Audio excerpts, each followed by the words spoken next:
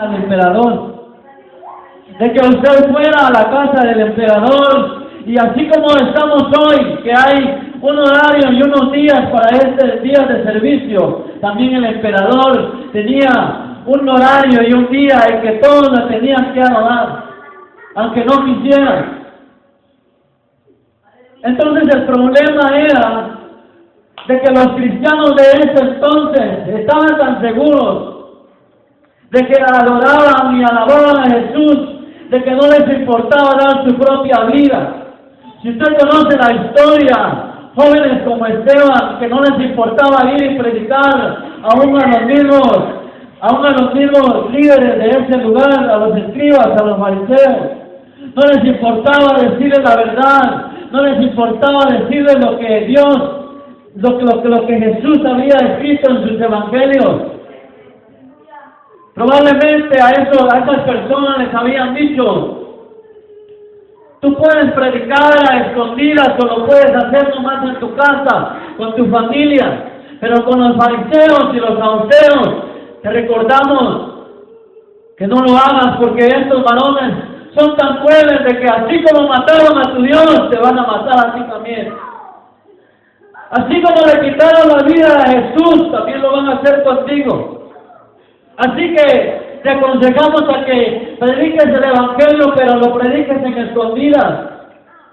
De que vayas a la iglesia y que recibas la palabra, pero que te quedes tranquilo, ya no hagas nada más. De que si recibes algo que Dios te ha dado, quédate callado, no lo compartas. Es lo que le aconsejaban en ese entonces a los cristianos. Pero sin lugar a duda, a ellos no les importaba dar su vida por predicar el evangelio. A ellos no les importaba dejar su casa por predicar el evangelio a una alteza.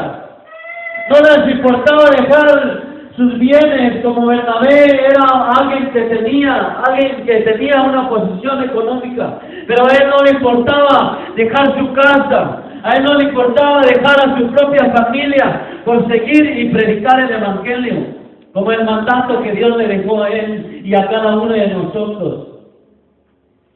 Y él se estaba arriesgando su vida porque estaba predicando el evangelio.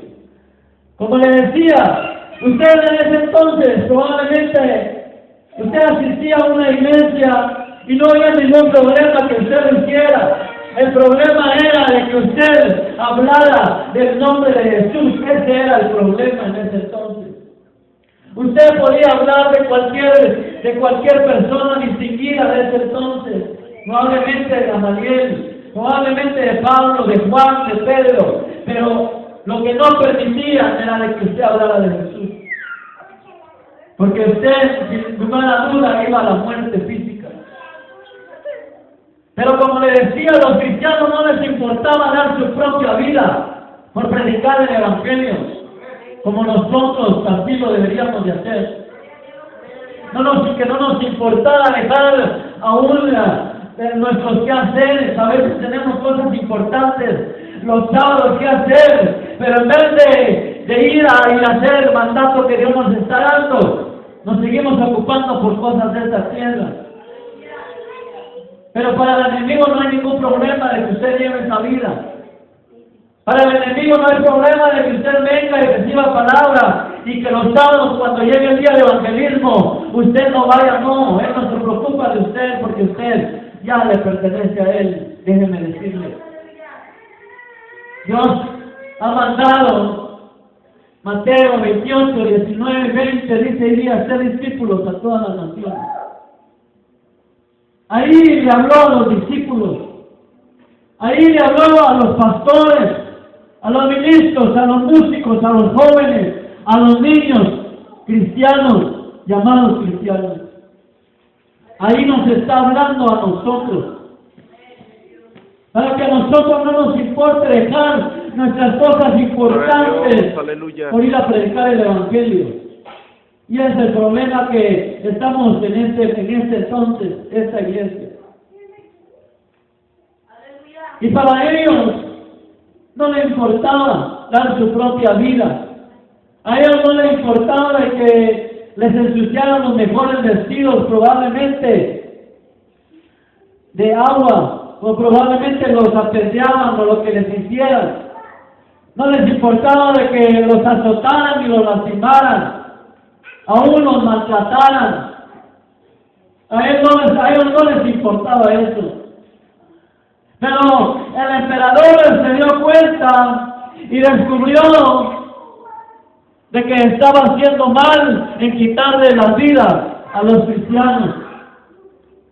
El emperador se dio cuenta de que para que fuera más doloroso el dejar de predicar el evangelio en ese entonces a los cristianos, era que si usted era un padre de familia, si usted era un hijo de madre y predicaba el evangelio, a usted no le quitaban la vida, sino agarraban a su hijo, a su madre, agarraban a su ser querido y enfrente de usted le quitaban la vida para que fuera más doloroso lo que ellos le querían aplicar. Porque ellos no querían de que usted siguiera predicando el nombre de Jesús. Entonces ese era el cuadro que estaba viviendo la iglesia de ese entonces. Era algo que probablemente nosotros nunca lo hemos sentido ni experimentado en nuestra vida. Nosotros no hemos padecido por algo similar ni semejante a lo que ellos vivieron.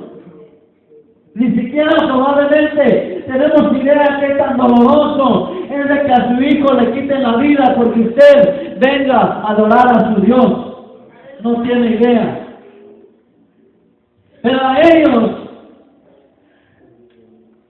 era mejor para ellos de que predicar el evangelio y les quitaran la vida, porque ahí se terminaba probablemente el sufrimiento y el dolor. Para ellos era mejor que llegaran y probablemente les dieran un balazo, o probablemente les quitaran la cabeza en la guillotina y ahí se terminaba todo. Pero no es así. Era más doloroso que llegaran a su hijo y le mataran a su primer hijo y le dijeran: vas a seguir predicando el nombre de Jesús. Y después de quitarle la vida a su primer hijo y usted dice sí, le quitan la vida a su segundo hijo. No es lo mismo, porque el dolor interno es algo que no se compara con algo externo. Probablemente a usted le dan un golpe y le hieren su piel y usted va y se cura y se le sana y se le va el dolor. Pero algo interno nunca se va a terminar mientras usted esté vivo. Eso siempre va a estar en su corazón. Ese era el cuadro que estaba viviendo la iglesia de ese entonces.